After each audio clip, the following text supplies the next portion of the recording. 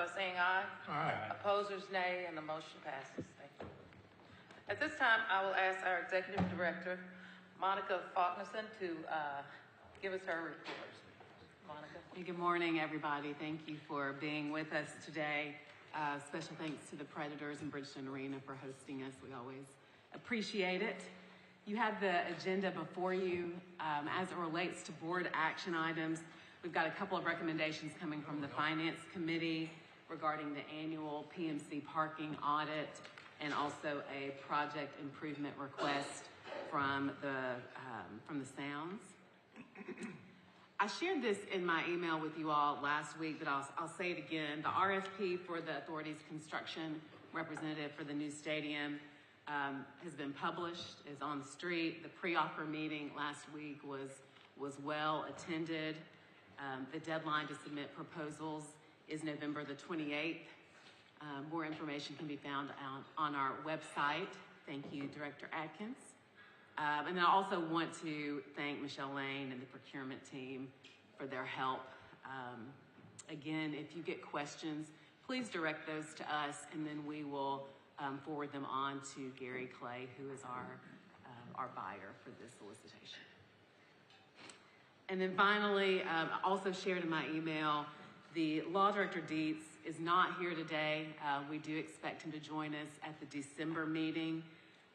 The hearing for the Sports Authority, the lawsuit is scheduled for the end of this month, and he expects a ruling by December 22nd. So he does intend to come back to give us a report next month. If you have any questions, I would say to maybe to reach out to Josh, and he can answer those. Are there any other questions? Okay. If not, that concludes my report. Thank you, Monica.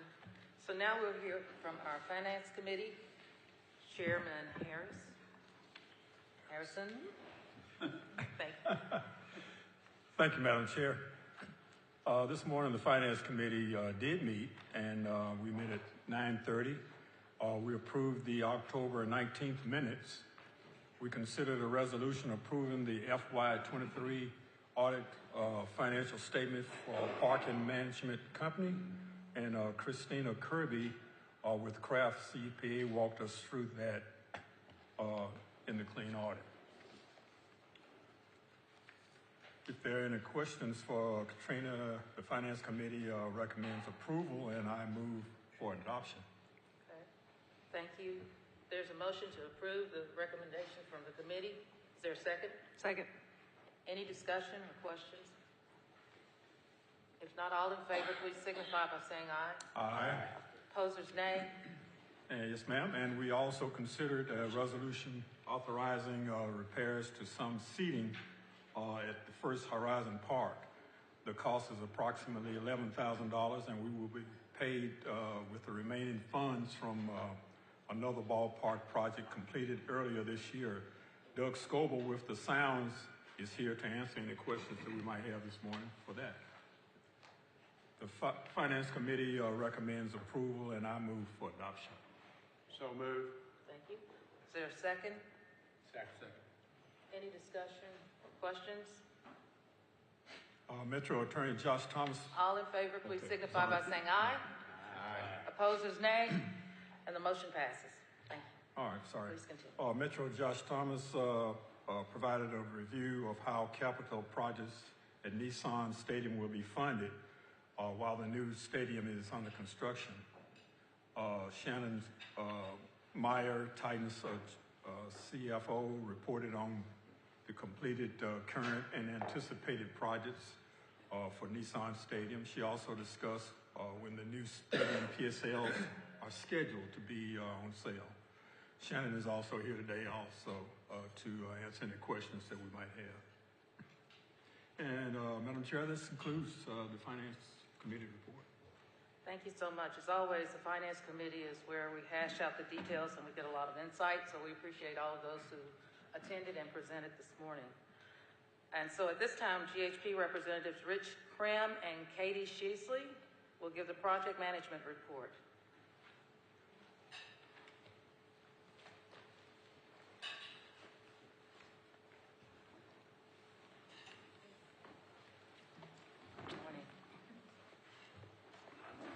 Good morning, and thank you for your time this morning. So GHP and CPS are acting program managers in a similar role provided to the Sports Authority and Metro for Geodis Park. GHP and CPS are currently reviewing the 50% design development package, which includes 2,000 plus drawings, so very large package. Also in the process of expanding our teams to supplement our review of this highly complex project. In addition, we're reviewing compliance with Metro standards, compliance with various agreements specific to the stadium, and will, once under completion, monitor that work. We are also working to coordinate stadium design with the Titans, the East Bank team, and the newly selected developer of the East Bank. And much of this work is time sensitive to coincide with the opening of the stadium. The Titans construction manager is preparing several bid packages for early release. CPS and GHP will be reviewing and monitoring those packages and coordinating with the Titans on implementation. And let me just say, this is behind tab number 5 in your binders. Tab number 5, sorry. The 100% design development package is expected to be issued in January of 2024. We will review those documents upon issuance. Titans' plans are to start earthwork in February or March of 2024. Both GHP and CPS will be involved in reviewing compliance with design documents, subcontractor procurement, pay requests, change orders, and schedule. We will continue to attend the monthly design coordination meetings that involve well over 100 professionals designing and estimating various components of the stadium. GHP and CPS will continue to attend the frequent owner-architect contractors, BAO, East Bank coordination, and other meetings as needed to support the project. And we will represent the Sports Authority and Metro's interests consistent with the Titans' proposed timeline. Any questions or comments? Madam Chair? Yes. Yes, I have a question. Can you describe how the construction manager at risk and the architect of record are working together right now? How they're working together right now? Yes. Well, there are OAC meetings weekly, and Yes, and as design packages are released, the construction manager at risk is working on budgets and will continue to update those as any design changes are made. So they are in close coordination, working together on that. Thank you. Good question. Any other questions or comments? Not? We thank you. Thank you for being here. Thank you. I appreciate it. Next, the Titans will give us their monthly progress on the new stadium, and I know we probably know who you are, but if you would, please state your name and your role for your presentation. Thank you. Sure. Adolfo Birch, I'm Chief External and League Affairs Officer for the Titans. Tyler Baumgart with TBA, the construction manager at risk, Vice President. Thank you. Okay. All right.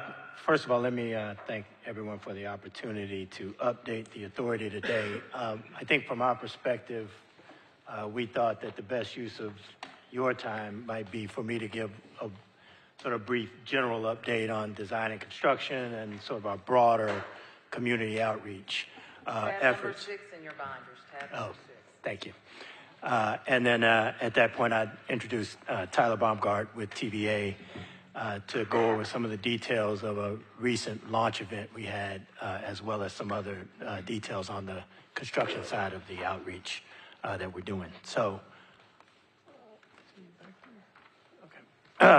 excuse me, in terms of updates, I think as everybody knows, we are currently well into the design phase, during which the objective is to really turn what have been ideas and concepts, renderings into buildable plan documents. On the infrastructure end, There are crews working as we speak. They're doing various utility relocations that are needed to both support the stadium, the new stadium, as well as the future East Bank development. Those would include things like the installation of a new forced sewer main and the reroute of the Piedmont gas line. That one should be done. That one's in process. It should be done by December. I would also note, I think, as an aside, that the projects have required at one point the closure of KBB, the bridge, but I think it was a testament to the spirit of collaboration, the spirit of communication among all the stakeholders and parties involved that I think it's fair to say that there were zero disruptions associated with it, zero, sort of complaints about lack of knowledge or lack of notice, and it in fact went extremely smoothly as far as we could tell. It may be a little early in your thinking to talk about the demolition of the current stadium, but from a construction standpoint, I am advised by all involved that it is exactly the right time to be thinking about demolition. So to report on that, we recently issued an RFQ to handle the demo work. That resulted in 17 respondents, I believe, and 7 of which were invited to submit RFPs. We expect that to conclude probably somewhere around Christmas or toward the end of the year. Let's see. And then finally, with respect to this sort of general update piece, want to give you a little update on the Titans House.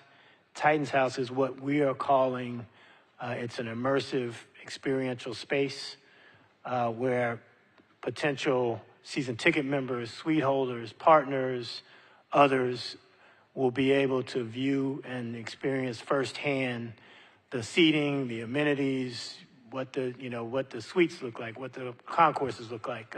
All of those things will be available for firsthand experience to assist people in understanding what the different products available in the stadium will be. And that we're very excited about it. It is a newer trend among as stadium builds and developments start to go up. It's been a very important way to help everyone understand what the building is ultimately going to look like and what opportunities there are in it for them. From a sort of specs standpoint, it's being built or it's being done in Germantown at 6th and Taylor. It is being done by Polk and Associates. They're doing the building, and then what else would I say? And I think I think we are currently planning and expecting that it will be open by spring, somewhere March, April timeframe like that, and then it'll be available for people to come as soon as we can start scheduling those visits. Definitely an interesting concept. I think we have a question, if you don't mind. Oh, sure. So Adolfo, we've seen these renderings for several months now. Does this still represent the latest thinking as to the final design? I respect the fact that the design is probably still being, finalized, but is this still the current expectation of what we will be seeing? Yeah, I think in material ways. I don't know. I'd even suggest. I think we from a design standpoint, we already issued out the 50% design development, and so to that extent we're halfway through, and there hadn't been any material changes to particularly the pieces that you can see. I think there's been some movement at the margins on a few spaces and sizes and things like that, but nothing that I think would materially affect what you see as what the building would look like. Great, thank you. It's a comment really that may be helpful, and we're working with the mayor's office and the Metro team right now, but I think the thought is that we would like to schedule a work session so that the board has an opportunity to review the 50% design development. I think we're hearing that there's definitely a desire to have the board approve those. And so we're working with the administration right now and the Metro team, and we'll give you more information on that. Thank you. Thank you. All right, so just the timeline, there's really nothing new here, but we wanted to be sure to include it for reference purposes. I would probably draw your attention to as I said, the expected completion of the 100% design development is scheduled and assumed to be toward the end of January. And then, I guess, importantly, mobilization and earthwork starting soon thereafter in February. I think, the key from a timeline perspective is that we are remaining fully on track with the timeline and progress schedule that has been previously presented to the authority. All right, so I think on this, I want to defer on this slide and allow Tyler to talk about it because he has a little more detail that he'd want to do. So if we can just move forward.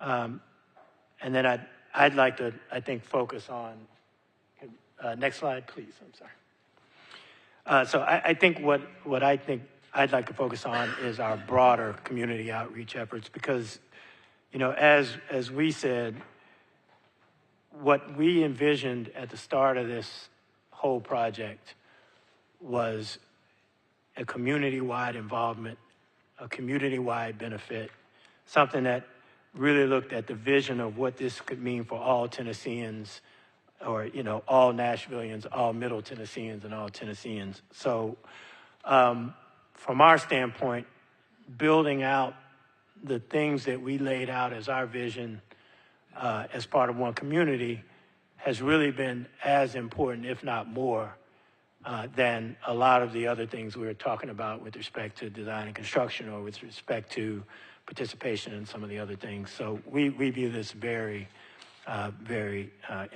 impact, as a high potential for impact in this city. So I think to highlight a few of the things that were going on, one, we've been holding a series of master classes that allow local and diverse businesses to learn about the project and really to be able to identify any areas of development that might help them get an opportunity to participate, whether it's in the stadium or whether it's in a future project. To give you an example, we have a session later today, and that session is going to be devoted to how to build an effective workforce. So the idea is to provide tools, room for education, identification of areas of development for these businesses to be able to, if not now, build the tools around them to be able to more effectively participate in future projects. A second thing I think we've been doing is partnering with the Office of the Trustee. We did it before, if you may recall, and that is on a project that we call Keep Nashville Home. And what it is designed to do is to provide awareness to resources that are already available for seniors in our city and county to be able to access either property tax freezes or property tax relief in an effort to, in our view, acknowledge and understand that with any level of growth and development in the city, there are pressures out from a housing standpoint and from a livability and affordability standpoint. And being able to contribute to this project and provide the promotion and awareness that the Titans can have a direct impact on helping people to be able to stay, in their current living situations in a way that might not happen where they're not aware of the resources that were available to them. So that campaign involves mailers, it involves social, and we are actually going to feature it in-game as a promotion during one of our games to try to highlight it as in a captive group 60,000 plus all of those that will be in attendance on television. One other thing I'd like to highlight, I think, is we are working with Pencil, the MMPS Foundation, and what we are doing is we are soliciting elementary and middle school kids to create their own art that would be used to line the construction site. So if you think of the fencing that goes around the construction site, that's an opportunity to, not simply display branding and other items, but to engage the community and engage young people in particular to be able to participate in, what that site looks like, what that fencing looks like in a way that we think is helpful to engage the community and, again, give a sense of involvement by all and, by everyone so that they can understand what this project and how it can relate to them. Finally, I think if we can go to the next slide, I wanted to show this slide in particular. This is Project Destin. This is our second cohort, which started, I want to say, in October. And Project Destin is a fantastic organization that we've been able to partner with to teach different levels of student, whether that's high school students, in this case, those are students from Fisk and Tennessee State, and a cohort of adult professionals, all about financial health, real estate, stadium operations, entrepreneurship, a lot of the things that will have a direct bearing on their futures, particularly on the student end, but also with the adults end, to be able to understand possibilities and to be able to relate the project itself to things that they might be interested in doing, whether that's from a career standpoint or whether they ultimately develop an interest in real estate or development. And being able to use the actual stadium as a model and a visible thing that the students can interact with as they learn from experts, such as the folks from our construction manager group or our design folks or league and team personnel. They will be able to really get a vision of what the project could mean for them in the future if that's something that's of interest to them. They culminate in what we're calling a signing day, which will allow them to basically get a stipend and are able to use it to establish a banking relationship at Citizens in a way that will help propel them on their financial journey in a meaningful way as a takeaway from the project. So that thing that this Project Destin is going to go through 27 at least. So some cohort of people will be able to follow along the project through its entirety to completion. And we think that's particularly important. It's not necessarily the same people, but they will be able to keep up with it and keep in touch with their prior cohorts to be able to help them follow that through as well. So I think we have a little video next that'll touch on some of those points from this one again. So Project Destin is a social impact platform that trains over 3,000 students a year, focused on teaching them how to become owners and leaders in their community. Project Destin helped to continue to expand my network of other like-minded individuals. So for me, it was a great opportunity to continue to connect and to really expound upon the information that I already had about commercial real estate. It's been an incredible year with the Titans. I mean, we've got a number of students here. We've trained over 50 students since we launched this past year. Some have actually gone on to work for Titans partners. So for us to see that full circle moment of you learn the trade, get exposure to it in your local community, and now you're back working in the sector is a point of tremendous pride. And so that I should highlight, if you saw Johari Matthews from our organization, she has done the laboring oar in helping us to really build out all of these programs, including that one. So I thought she should get a little recognition for that as well. But with that, I think I'm done with what I thought you might find of interest, and I think I'd like to turn it over to Tyler to talk more about the construction. Thank you, Adolfo. Good morning, everybody. I think this is the first time you're hearing from TBA, so thank you, and we look forward to offering more updates as the months go along and we get more and more engaged and start construction. As Adolfo alluded to, last month we had a kickoff meeting, subcontractor outreach, to explain the schedule and the process for procurement. So if you could go to the next slide. As I'm sure everybody is aware of our joint venture and who's included in that, Turner, AECOM, Hunt, Polk Associates, and ICF. We explained to the bidders kind of that, because I think in the market, a lot of people don't know who TBA was, so it was very important that the contractor market understand who we are. The next slide. Just some metrics we shared with the prospective bidders to understand the scope and scale of the project, the budget.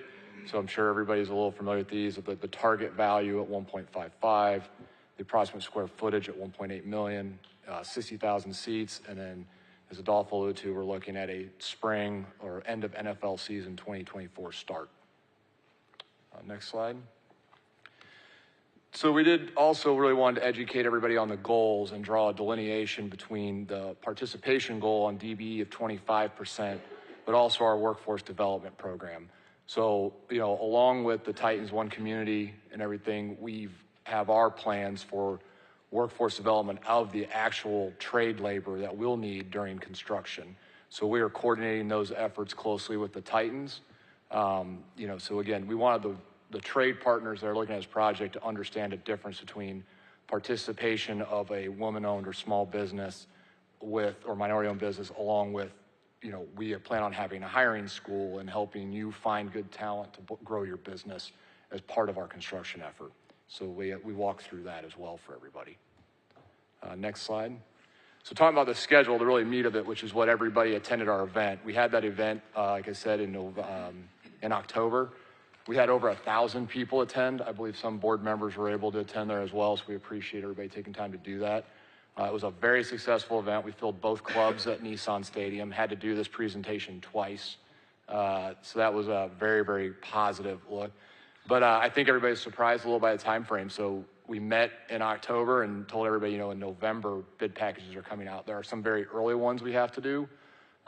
Electrical equipment, long lead items, construction office trailers, elevators and escalators we know just take a long time to get. So those are heading out on the street here this month for everybody for prospective bidders. And then right on the heels of that, to hit the start date of excavation that the Titans have made of the site available to us is the MassX and deep foundations. So we'll be looking to bid those packages starting in December, and that was rolled out to the trade market and all the partners as well. Next slide. And then the 100% design development, again, targeted for late January, and listed below there are all the other bid packages that we will intend to go to market and begin procuring design assist and or full at-risk partners for the major scopes and trades of the project. And then the culmination and the big event is the GMP, the final construction documents getting issued in May to us, and then heading towards our GMP in August for execution in early September. So we outlined all that to the trade markets, made all this available to any prospective bidders. Next slide. And then what the big thing we wanted to get out of the meeting we hosted last month for the partners was to understand our office hours. And we call it pre-bid meeting office hours, but really the intent here, the large trades are all tracking this project, your concrete subs and your steel trades. We wanted to make those larger prime contractors available to the smaller subs to encourage partnerships and really get everybody to kind of know one another. So we're hosting these office hours through the month of November just to bring in the prime trades, bring in the smaller subs that want to understand how to maybe what piece of the project makes sense for their business. So it's a way for us to help educate them, walk them through the documents, and introduce them to folks. So we've had really good success with those. We've had good turnout. As you can see, we've broke it down into packages like site work and foundations and structures so that you don't have too many subs showing up and they really can't connect. We want to really make it focused so everybody can partner together properly. Next slide. And then the last thing that we have established over the last 30 days is our website and information request forms. So it's kind of an intake site for all of our bidders and anybody that wants that information on the job site. And our team is collecting those, and we're communicating that along with the Titans and encouraging any outreach we can have for everybody to just go in there, log in, learn more about it, and then get into our system and do the early pre-approval process so that you are an approved bidder and eligible for the project. And I think that was all I had for today. Great. Any questions, comments? Yeah, Madam Director Chair, Keel? I have a couple of questions. One, Adolfo, you mentioned your partnership with the Metro trustee. Has that partnership increased awareness, increased the questions from individuals who are eligible to reach out to the trustee's office and benefit from whatever's there for them to benefit from? Yeah, I don't have numbers for this year. I have not gotten any numbers for this year, but from last year, I think which was the first year we did it, there was a market, order of magnitude increase in the number of applications, I believe, that the trustee received to find out about whether they were eligible not only for the freeze, but because the trustee, once they got the person's name, they could then run them to see if they might even be eligible for actual relief as well. But I do know that the number of applications rose dramatically in the aftermath of the awareness campaign, at least for last year, and I wouldn't have any doubt that it would be any different this year. Is that something that you could report on monthly? Sure. I don't know what, we're somewhat at the, it's a function of the trustee, like they have the information, but assuming they can get it to us in that amount of time, we're happy to. And another question is in reference to Project Pencil. Are you familiar with Project Pencil? Am I? Yeah, either one of you. Yes. Okay, are you working with them? I just haven't heard that. No, yes. I'm sorry. I mentioned it earlier. Yes, we are working with. So we're working with Pencil as we speak to, we're getting elementary and middle schoolers to solicit their own original art for use around the construction site as a... I'm sorry. I'm talking about individuals who have been incarcerated and getting back into society. Oh, you mean from a workforce perspective? Yes. Yeah, I don't think that Pencil has anything to do with that. Okay. Well, okay. So I guess the short answer is I'm not familiar with Project Pencil, but we are, as part of the broader workforce development, and I don't know, Tyler, if you want to speak on it, but one of the areas we're certainly trying to tap in and coordinate with throughout that process are groups like Project Return and some of the others that really focus on reentry for formerly incarcerated people. Excuse me, my error. You're correct, Project Return. Oh, okay. So yes, then I changed my answer. Okay,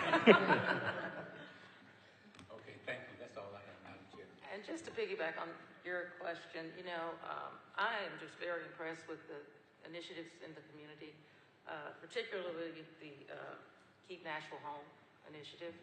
I think everyone on this board, that was one of our greatest concerns going forward, is to ensure that the project provided an opportunity for those who live in that space to exist and participate. And I think that initiative is critical. I think that we've seen what happens when Nashville grows and everyone doesn't get to grow with it. So I'm very, very excited about that initiative. And also, I just want to say that I've heard rave reviews about the educational event that you had with potential partners, and I think that was pretty awesome as well. So I appreciate that. Thank you. Other questions or comments? Yes, sir. Madam Chairwoman, I just have a question about how would they be able to carry this knowledge with them to the next level to make it formal so they can show that I have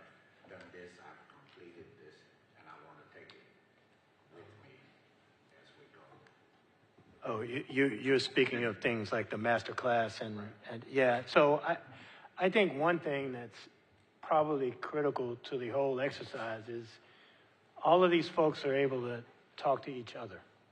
And so they are developing networks as part of this, that whether or not there's a formal certification that comes behind it, or, you know, I attended a master class certificate or anything like that, what's happening is that those folks are able to meet the people who would be the potential primes that they will work under, or people that they could partner with to do things like, you know, form bids. They can make proposals together.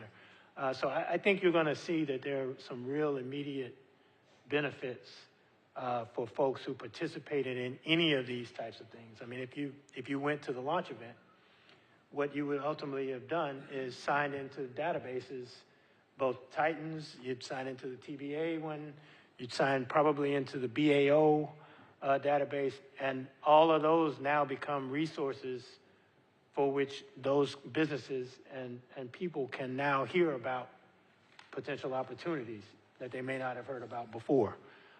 So I do think you'll see a number of kind of direct things. Now, the Project Destin, as an example, that is something where those students will walk away with something identifiable that's on their resume, so to speak, that they will be able to use on a sort of a lifelong basis, because the way that group works, you ultimately can, you go into sort of like a LinkedIn resource database with all the employers, all of the former cohort members, and they really do a very good job of reaching out to some of them for future internships or future job opportunities, or, you know, things that would have a direct impact on them.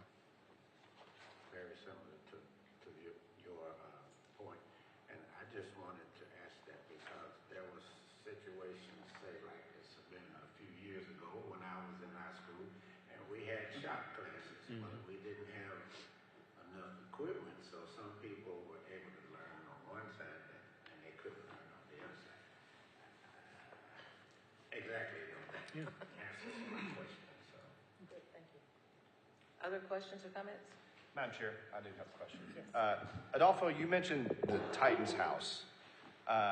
You know, tell me a little bit more about that. That's a really interesting concept. Is this like a space you mentioned in Germantown, and like, is it open to the public, or is it going to be just by appointment only? Tell me a little bit more about how that dynamic works. I think we're working out the details still of that specific question. It will certainly be an appointment-driven experience for the most part, because you have to have somebody there who can, you know, guide you through what the different options are and all of that.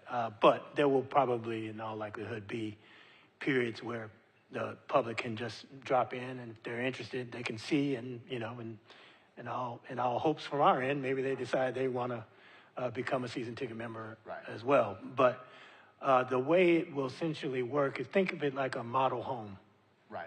That's, you know, it's like a model home for the stadium, so that you can see what the kitchen looks like, you can see what the bedrooms look like, you can see what the finishes look like, and help you to make an informed decision about what type of seating, you know, option you might want, or if there, you know, there'll be different suite options, so you can see the different types and say, no, this one best fits what my company or my, you know, what I want to do. So all of that stuff will be there, together with obviously a team of folks who can help walk through, you know, the financials and other aspects of it to try to give you information. Very good. That's great. Thank you. Any other questions? If not, thank you. Great report. Thank you. So at this time, I will open the floor for any venue-related questions from the directors for our partners. Any questions, comments? If not, last but not least, we'll hear from Bridgestone Arena Nashville Predators report. So I'll ask the team to come and state your name, please. Is it a team of one this morning? I'm the leadoff. Okay. I'll pass it off. Kyle Clayton, Chief Strategy Officer for the Nashville Predators and Bridgestone Arena. We're excited to have you guys here today. It seems like it's been a little while since we hosted, so obviously we've got a lot going on. We won't try to hit everything. We'll try to hit a few high points, some important key things that are going on these days. One of those is, if you'll remember, we had a flood here just about a year ago. It was the day after Thanksgiving last year. And as we are coming out of that and as we were repairing the building, talked to Monica a couple times this month, and we did the capital asset management report, and it's due every June 30th. And so as part of that, there's obviously a lot of flood information in there. And so when we discussed it, we were going to present it to the board this month, but we've decided to push that to next month, mainly because as much of the things that were included in that report, a lot of them have been repaired by now. So we want to make sure we give you an update as far as where we're at currently, so that way it's not just old information that you're looking at. So next month we'll go deeper into that as we're coming out of that. But some of the highlights of things that are back up and running, hopefully when you came in today and as our fans are coming into the building, you're not noticing anything, right? We're busy, we have a ton of events going on. We don't want our fans to truly understand the magnitude of what really is happening. I think we've done a good job of that. So today when you came in, all our elevators and escalators are running. We had our tech center and our control rooms back up and running. Previously, for our hockey games, we've been running off a TV truck and our loading dock. That's how we've been producing our games. That's gone now. Everything's back up and running there, which is great. We did a lot of work backstage in our locker rooms and our dressing rooms for our players and our performers. And we're also in the planning process to continue that work throughout our concourses and our public areas. So again, a lot of work behind the scenes. Big shout out to Monica and her team, Brad, who's kind of representing Sports Authority from Disaster Recoveries. It's just been a great process, and we made a lot of progress so far. So really appreciate that, but we'll get into more details next month.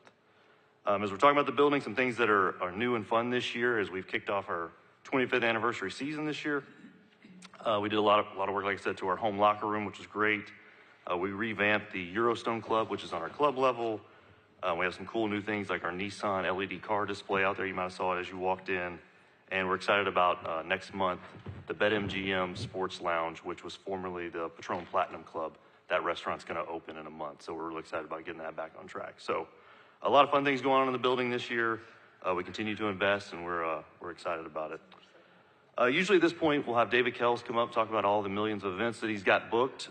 He couldn't be here today, so I get to share some of that fun information. We'll start off with attendance records. So for calendar year 23 that we're in right now, a couple of fun ones that we had. Morgan Wallen did a pop-up concert in March, and he set a record that day with 19,292 fans in the building, which is great. Just a couple weeks later, Nashville's own Nate Bargatze out of Old Hickory, he came in and did a show and broke the record, and he had 19,365 fans in the building that day. There was a lot of publicity on that. It was great. He actually went on the Tonight Show with Jimmy Fallon, talked about that event, and he said he stole one of our chairs. That way, no one can set the attendance record because we're always one chair short. So a lot of fun on that one. Other cool things that we had this year concert-wise, a lot of double plays, if you will, back-to-back nights. So John Mayer, Thomas Rhett, Billy Strings, Kid Rock, Jonas Brothers, and WWE all played 2 shows. Fish actually played 3 shows, which was awesome for that. A couple other special events and some first times here. We had Love Rising, which was a benefit concert for several partners. It was Tennessee Equality, Inclusion Tennessee, Out Memphis, Tennessee Pride Chamber, and the Looking Out Foundation. It was a really cool event. Mayor John Cooper came in. He was on the stage. He presented a proclamation that day, so it was a very special day here at the arena. As we mentioned last time, we hosted the NHL Draft and Awards. First time those 2 events have been held in the same place in the U.S. We had our first K-pop show, which was Mamamoo, and we also had 7 Latin shows this year. The last 2 were sold out. They were Marco Antonio Solis and Romeo Santos. So we're really diving into the Latin market, and you can show the growth of those events over this year. Also this year we had Jelly Roll. He performed his first ever arena show here, and he was just named CMA New Artist of the Year, so it was cool to have him in the building again for CMA just a week or so ago. Just to talk about how busy we are currently. In September, we had 18 events in 23 days. In October, we had 20 events in 26 days. And we just started, as of last Tuesday, a current run. We'll have 21 events over the next 25 days. So really the only days off are, I think there's 3 around Thanksgiving. So Kels at least gave us, a couple days we can go eat some turkey real quick. Again, being so busy, we get a lot of recognition, which is fantastic. Polestar is kind of the, the cream of the crop. That's what the rankings that you're looking for and the awards that you want. So far through 2023, as of third quarter, we ranked 4th in the U.S. in ticket sales. As I just mentioned, thank you. As I just mentioned, we have those 21 events the next 25 days. I think we're going to stay pretty much in that top 5. I think we've solidified that, so we'll be excited to see where we end up this year. In the past 12 months, we've sold 556,000 tickets and grossed about $50 million in ticket sales. So, and that's just concerts only. That has nothing to do with the Preds. For the year 2023, we project we'll host 157 events. 35 of those will be first-time headliners at an arena show, and 91 of those will be sold out. So with all that, it's great. Polestar came out with their nominations for their end-of-the-year awards. For the 19th time and the 15th year in a row, we've been nominated for Bridgestone Arena as Arena of the Year. If you'll recall, we won last year. We also won in 14 and 17, so real excited to be on that nomination again. David Kells, again, he's killing it. He's been nominated for the 9th time for Venue Executive of the Year. He has won twice before as well. And fun and exciting, we also managed the new F&M Bank Arena up in Clarksville, and we took Monica up there and had a quick tour not too long ago, but it's been nominated for New Concert Venue of the Year, so really excited to get that, get them on the radar. Also wanted to say a quick shout out to other nominees in Nashville, Sin Amphitheater, Ryman Auditorium, and then for the first time this year, it was great, Nissan Stadium for Stadium of the Year. So, Nashville's in a great spot right now. We have a very cool track record, obviously, with music and being Music City, but it's just great to have all these venues chipping in on this. So we got a lot going on with the arena, which is great. The team, obviously, they've kicked off their 25th anniversary season.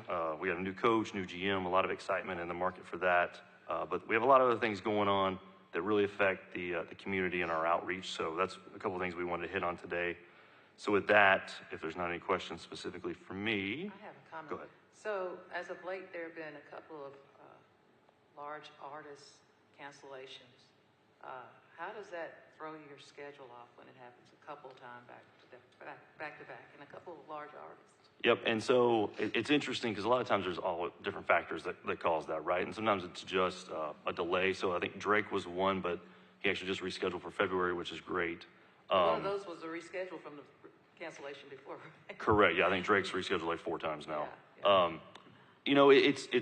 It's a credit to our organization and our team that we're so nimble that we can just jump in and, manage that calendar, find a date. Hopefully they can reschedule because like the Drake, for example, it's because of the load-in time. I think it was like an 18-hour load-in. They had to have a day open beforehand. So there's a lot of different situations. But again, credit to our team for being able to, A, find the date, B, cancel everything to make sure that we're whole for that day that's there, but then, work with them to find something new and make sure it all works. Great.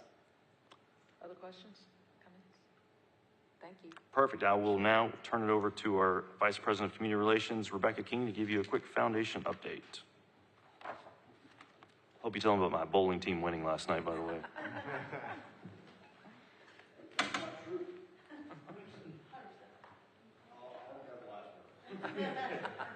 Sean always gets the last word. Kyle only gave me 2 minutes, so I'm going to only go back 8 weeks, what we've been up to. We started this season off with a weekend of giving. So in a 3-day span, we hosted a fishing tournament, a hockey clinic at Fordyce Bellevue, a dinner for 1,000 for PD's party, and then a double flight golf tournament for also Preds Foundation and Peterson's Foundation for Parkinson. When the season started, we hosted a week of players in the community. So in a whole 5 days, we had every player somewhere giving back. They were at Tennessee School for the Blind. We went to Children's Hospital. We dressed up the players as Trolls characters, which they embraced and handled very well. We had players that were on the ice with kids through our core program. UC SARS is really big in animal rescue, and in 18 months raised $50,000 for Wags and Walks. So he always does a meetup at the dog park for our dog club members. So a really fun week in a great way. We have a lot of new players, so it was fun to get their masks off and kind of learn their personalities a little bit. We then also had a clay shoot, which raised money for the Preds Foundation. We had 35 teams. It was hosted by our alumni, and it's always a successful event, and it used to be hosted by Mike Fisher, and this year our alumni jumped in and all wanted to be a part of it. Last night we did have a bowling tournament in Hermitage. We had a heated competition by many of the executives in this room, and Sean will tell you who won later. Then we're going to host Hockey Fights Cancer on Saturday. Next Tuesday, we have our David Poyle retirement lunch at City Winery. Still have a couple tickets left. We're going to celebrate his career and legacy and just the architecture of what he's done for Nashville and the Preds and some great storytelling. As soon as we walk out of the doors of City Winery, we're meeting up with Metro Nashville Police to deliver 150 turkeys in 5 different of their precincts. Their officers actually go out and identify families in need, create great storylines, and we're going to go door to door with Preds players and with Nash to deliver the turkey baskets. In December, we're partnering with Jelly Roll. I don't know if you've seen the media. He has decided to do the biggest toy drive in the history of all toy drives, partnering with Walmart. And so December 2nd, he's going to be at main doors gathering toys from our fans and working with Metro Police, Nashville Fire, and us to collect these toys. And then looking forward to the spring, we have a, yes. Before you look forward to the spring, I know December 12th, you guys are hosting, I think it's a Jewish community night, and for one of the games, and I think that's just tremendous. I appreciate the partnership and the opportunity for that organization. It's doing so much for the local Jewish community and those hurting in Israel, so I just wanted to make sure we mention that as well. Yes, and a lot of what I do, Amy Hurd, who will speak in a bit with our Guider initiatives, but also very proud of our activation and have a lot of employees that have really kind of gotten behind that, and we're going to create a great night then. I think that's also around Hanukkah, so it'll be fun. Yes. We have planned a gala in March, a songwriters night in March, a pickleball tournament in March, a wine festival in April, and a beer festival in June. So we already have these dates planned. We have a long leeway to make these bigger than before. And so we'll continue to fundraise. As you know, all the money we raise goes into a big bucket, and then we distribute it. So we're almost at $1 million to the YWCA through their Men Together program.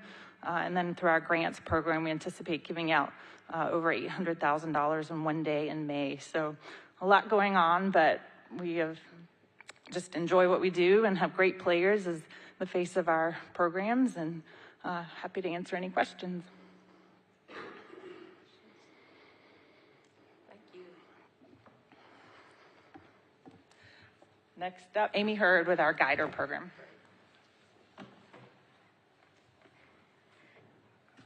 Hey y'all, thanks for having me today. I am the Director of Diversity, Equity, and Inclusion with the organization. So here to talk about our Guider board. Guider is our tangible mechanism we use for all of our diversity and inclusion initiatives in the community and internally with our staff. Guider is an acronym, stands for Growth, Understanding, Inclusion, Diversity, Equality, and Representation. This started back in 2020 under the direction of Robin Lee, who's our Vice President of Corporate Partnerships Service. And I will take it forward from here to lead the charge, but we're excited about where we've been and where we're going with this. We are about to enter our 4th year of impact, so we're very excited to continue to work in the community alongside Rebecca, as well as serving those who are underrepresented, especially in hockey. We do have a video that I would love to play for you in an effort. It's hard. I could talk about this all day, so we'll keep it brief, and the video will help keep us on track. But we'll play that, and that'll give you a scope of what Guider's been up to and how we've made an impact so far. And then I can give a very brief update of where we're going.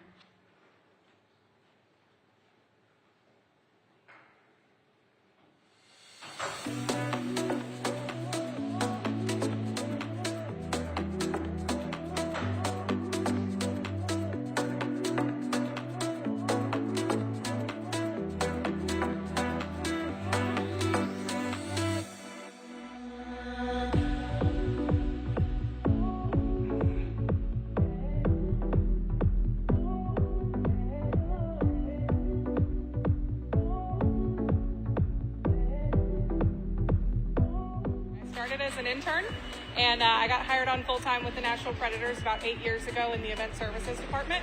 And I've had a lot of really unique growth opportunities through that, going from event coordinator to event manager, finally to director of events at Bridgestone Arena. We're standing here today, and I'm the general manager of F&M Bank Arena.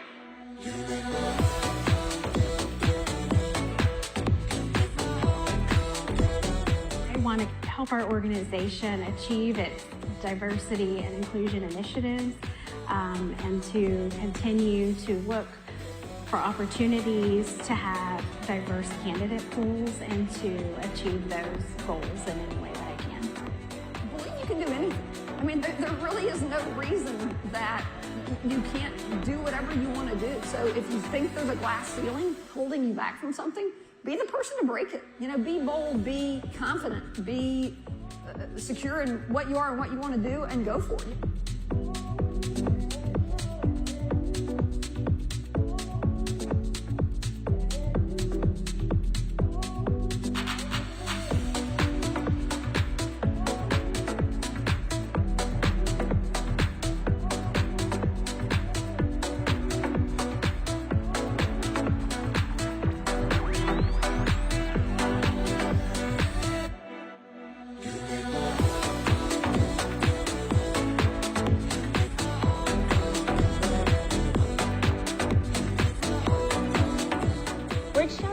To creating equitable access for our teammates, our customers, and our communities. And sports is absolutely part of our communities.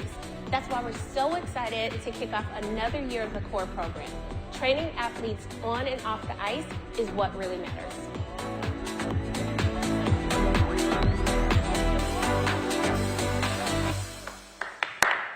Great, thank you so much.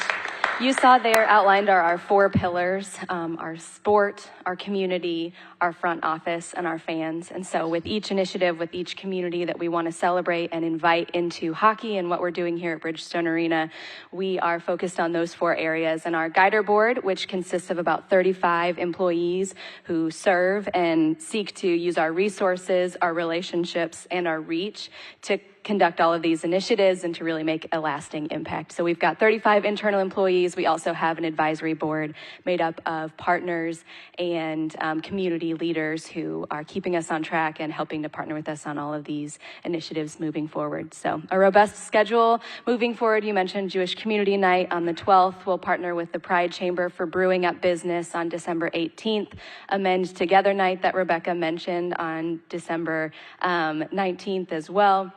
Then we'll move into January, where we will celebrate that hockey is for everyone in our games, move into starting Black History Month with a Black History Month night game, where we'll also celebrate local HBCUs through a college night. And then we'll have API night in February. So that's kind of our 90 days, and then have internal initiatives, which we're titling Gather with Guider, with the Native American Indian Association of Tennessee. They'll come on site to do a presentation to continue to educate our staff as well. So that was my brief presentation. Happy to answer any questions, and then I'll pass it off. I would just like to make a comment. That video was enlightening for me. I had no idea how comprehensive and inclusive a strategy you guys in this organization has put forward. I, for one, thank you for that. I'm very impressed. Wonderful, thank you. Appreciate that. Great. Yeah, I just concur. The guider board, I love it. You know, 35 employees putting your money behind what you say you're doing. I really appreciate that. I love the work you're doing. Thank you. Thank you. Can I also say, I mean, I echo both of those comments. I would also say, for those of you who've been around here for a long time, we have a former chair who passed away fairly recently, Arnett Bodenhammer. And Arnett was, I mean, when I first came, this was something that he mentioned almost monthly, right? We've got to do something. There's not enough diversity in this organization. What's going on in hockey? And I know he's just very proud of where we are today, so thank you. Yeah, this is a huge, huge group effort, and the best thing is if I don't answer your questions or you come up with more, Guider is so woven into the fabric of who we are that anyone from our organization could answer your questions or point you in the right direction and help you get connected if you'd like. So, all right, I will pass it off then. Yes, thank you. Sean Henry for the last word.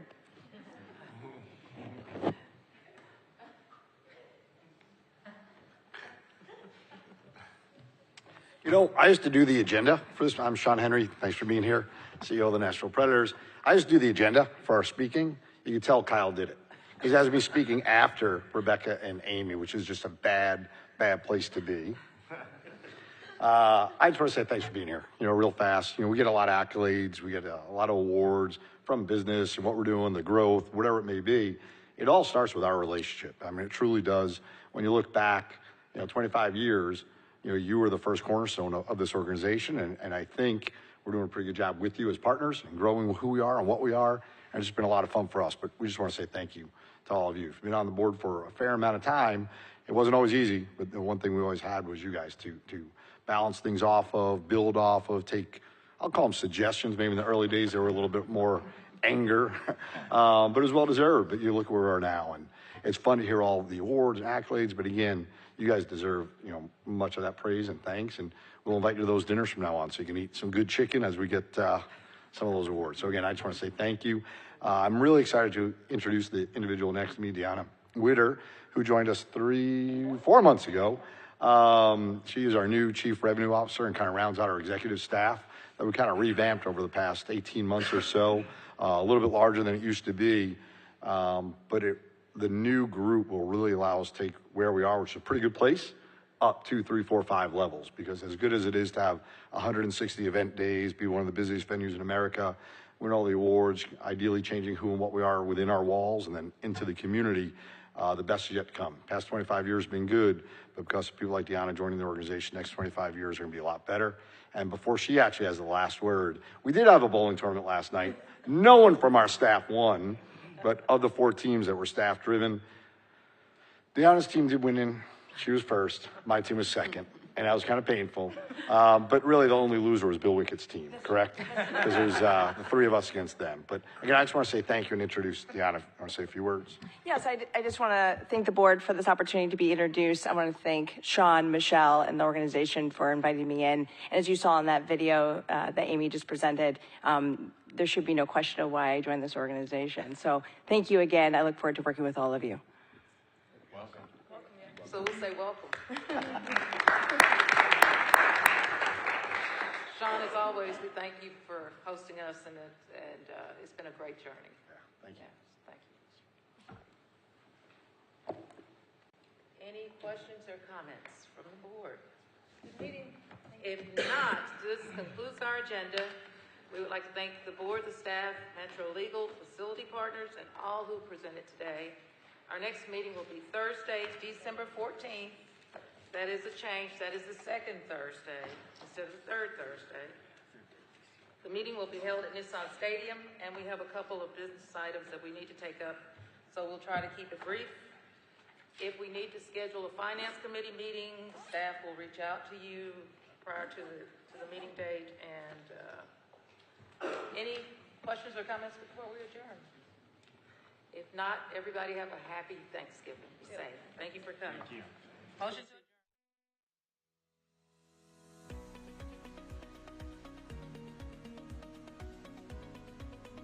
This has been a service of the Metro Nashville Network. If you would like to see this presentation again, or for more information on this and other programs, visit nashville.gov.